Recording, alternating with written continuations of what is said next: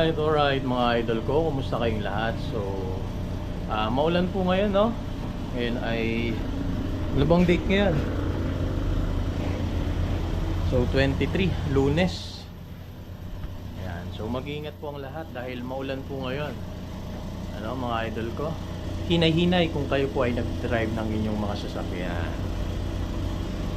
So, nandito po ako ngayon sa Lechonan mga idol ko. Trabahong malapit muna tayo. Ayan. So, papakita ko po sa inyo yung aming isinaserve na mga lechon manok. Ayan. So, ito po mga idol ko, no? Meron kami ditong lechon manok na napakalaki. Ayan. So, murang-mura lamang po yan mga idol ko. Medyo paubos na siya.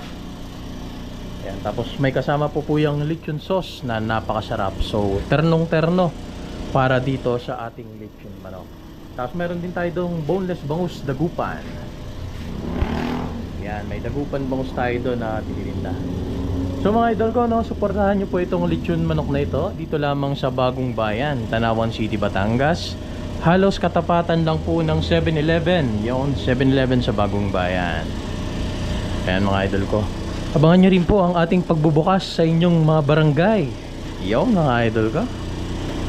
At malapit na po magkaroon ng ibang branches itong Don Sancho Lechon Manok sa bawat barangay dito sa Santo Tomas at Tanawan.